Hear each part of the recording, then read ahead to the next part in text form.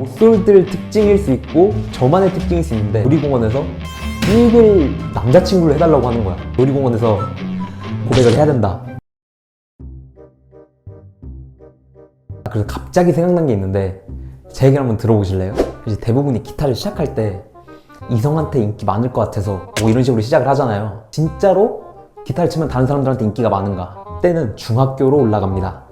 중학교 때 기타를 치고 있다는 사실을 저희 반 애들이 알고 있었어요. 그럼 이제 막 친구들이 와가지고 쩔로가 나 기타 좀 쳐줘.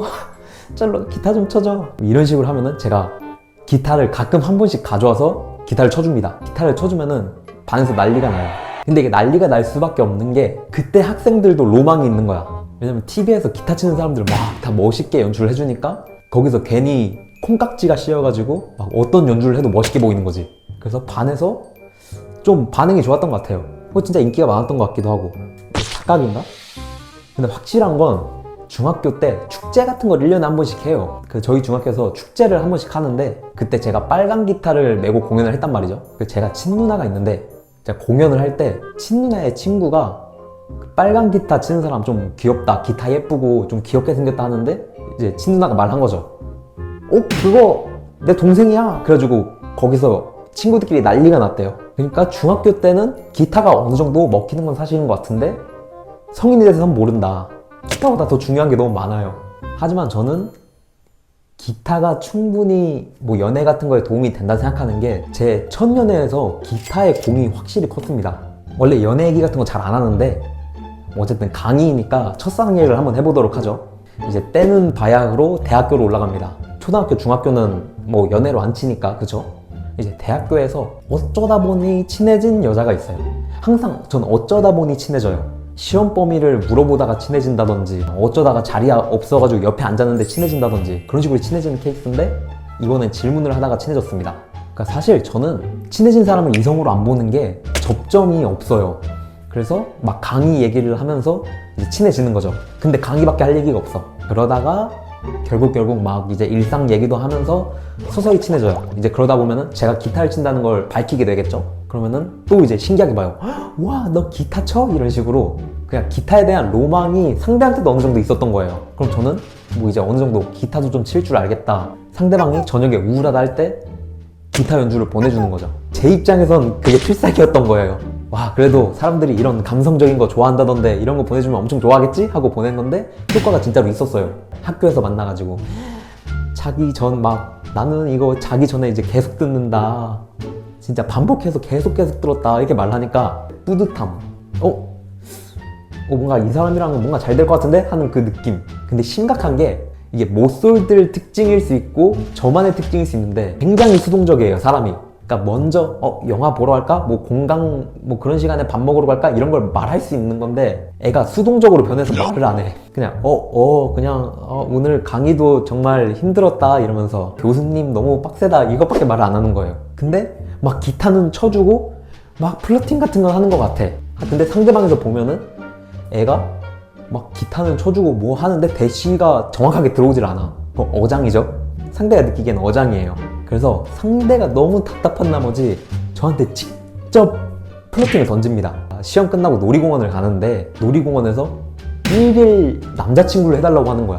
그래서 여기선 저도 눈치를 못 채면 진짜 바보인 거예요. 그래서 이건 진짜 플러팅이다. 이거 놀이공원에서 고백을 해야 된다 라고 생각을 해서 놀이공원을 갑니다. 자, 일단 지금까지는 어떻게 잘 됐어. 근데 살면서 한 번도 안 해본 고백을 해야 돼. 근데 놀이공원에서는 기회가 정말 많죠. 막 퍼레이드도 앞에서 막 보면서 할 수 있고 아니면은 그냥 저녁에 집에 가면서 할 수도 있고 정말 낭만적인 분위기가 많았는데 저는 엄청난 전공법을 택합니다. 일단 저녁까지 놀이기구를 막 다 탑니다. 아침부터 저녁까지 막 재밌는 놀이기구 막 에버랜드에 있는 것들 스윙 뭐 그런 것도 타고 막 바이킹도 타고 다 탑니다. 근데 이제 결정적일 때 티익스프레스를 타는 거예요. 티익스프레스를 타. 거기서 생각이 든 게 꼭대기에서 고백을 해야겠다는 이상한 발상을 해버린 거예요. 그러니까 그게 사람이 롤러코스터에 저희 둘만 있는 게 아니라 사람들이 다 듣고 있는데 어떻게 보면 공개 고백이거든요. 왜냐면 거기서 타면서 이제 롤러코스터 소음이 있어서 목소리를 크게 내야 돼요. 그러니까 사람들이 다 듣는 앞에서 고백을 해야 되는 거죠. 근데 저 쩔로 그런 거 1도 모릅니다. 그러니까 모태솔로인데 뭘 알았겠어요. 그래서 결국에 티익스프레스 그 수직으로 떨어지는 그 직전 꼭대기에서 딱 고백을 합니다. 이게 정말 이게 그래도 나름 저한테는 최고의 방법이었던 게, 고백을 하면 창피하잖아요. 창피할 수밖에 없어요. 특히 한 번도 안 해본 사람은 처음이 너무 힘들거든. 근데 바로 내리막으로 꽂혀주고 그냥 정신없이 달려주니까 그 브레인포그가 와서 기억이 지워질 정도로 짜릿해요. 롤러코스터가. 그러니까 이불킥을 안 하려고 또 나름 감성적인 것 같아서 그런 방법을 선택한 거죠. 그래서 그 결과 어떻게 됐느냐, 첫사랑이니까 당연히 성공은 했는데 거진 차일 뻔했어요. 그래서 나중에는 왜 이런 고백을 했냐고 막 그런 얘기가 나오기도 했죠, 웃으면서. 그래서 결국 연애할 때도 특별한 날이나 그런 거 있을 때 기타를 쳐주잖아요. 꽃 하나를 주는 것보다 꽃의 편지에 기타까지 덤을 얹어서 주니까 확실히 그런 다가오는 플러스는 큰 것 같아요. 물론 그렇다고 기타가 있으면 연애를 할 수 있다 이런 얘기는 아니고, 또 사람이랑 친해지고 다가가는데 플러스 요인은 확실히 있는 것 같아요. 그러니까 기타로 뭐 서로 아는 곡을 연주하면은 공감대가 생겨버리고 서로 좀 벽이 허물어져서 더 친해지는 느낌. 뭐 어쩌다 얘기가 여기까지 왔지? 뭐지? 왜 갑자기 여기가 이렇게 됐지? 아무튼 사실 일단 얘기를 계속 들어보세요.